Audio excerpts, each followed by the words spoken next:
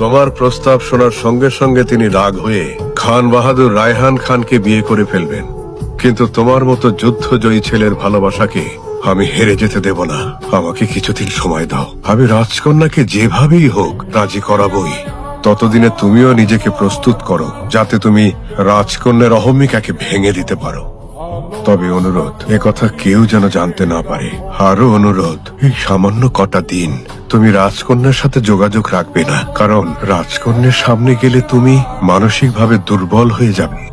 আর এই মানসিক দুর্বলতাই তোমার ভালোবাসা, তোমার মায়ের স্বপ্ন পূরণে বাধা হয়ে দাঁড়াবে।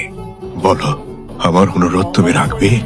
আমি রাজকন্যার সাথে দেখা করব না, তার চোখের দিকে তাকাবো না, মায়ের কসম। লালু, আরে লালু, কখন এসেছিলে? কি হলো, কখন এসেছিলে? আরে দাঁড়াও না। এই লালু, কি হয়েছে তোমার? আরে কথা বলছো না কেন? আচ্ছা ঠিক আছে, বাড়িতে চলো, বসে কথা বলি। এমন করছো কেন তুমি? হ্যাঁ, আজ মাতৃভক্তকে একটু অন্যরকম লাগলো। এলো, তোর কথা জিজ্ঞেস করলো, তুই নেই শুনে চলে গেল। আমি বসতে বললাম মালা এক্ষুনি চলে আসবে, তুমি বসো। কিন্তু বসলো না।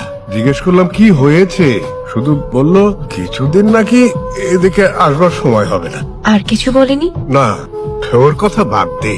দারুণ খুশির খবর আছে। কি? ওই যে সখীপুরের খান সাহেব আছে না, তার একমাত্র ছেলে বিলেত ফেরত ব্যারিস্টার খান বাহাদুর রায়হান খানের সাথে তোর বিয়ের প্রস্তাব পাঠিয়েছে। আমি তো খুব খুশি। তুই কি বলিস? হ্যাঁ বলে দে। আমাকে একটা দিন সময় দাও নানা। অবশ্যই, ভেবে বল। বিয়ে বলে কথা। মা, লালু দেখ কারা আইছে। আরে লালু, ভাত ফেলায় কই যাস? এ লালু। লালু, কি হয়েছে? কথা বলছো না কেন? কথা বলো। কি করেছি আমি? কি আমার অপরাধ? কথা বলছো না কেন? আরে মা, খান বাহাদুর রায়হান খানের সাথে আমার যে বিয়ের প্রস্তাব এসেছে, এ বিষয়ে তোমার যা ভালো মনে হয় তুমি তাই করো না। পাহলোয়ান, হুজুর, সখীপুর যাবার ইন্তজাম করো। নাও নিয়ে কই গেছিলি? দর্জির দোকানে গেছিলাম। ওহেনে কেন? বিয়ার প্রস্তাব নিয়ে যাবো। একটা ভালো কাপড় চোপড় আছে আমার, নতুন পায়জামা পাঞ্জাবি বানাইতে দিছি, তৈরি হলেই যাবো। একজন মুরব্বিও তো লাগবো, ঘর দুয়ার ঠিক করুন লাগবো তো। ভাঙা ঘরে বউ তুলমু কেমনে? তা তো ঠিকই, কিন্তু মায়াটার সাথে অমন করলি কেন? কি হইছে? খিদা লাগছে, বাদ দাও। মায়াটা কিন্তু খুব কষ্ট পাইছে।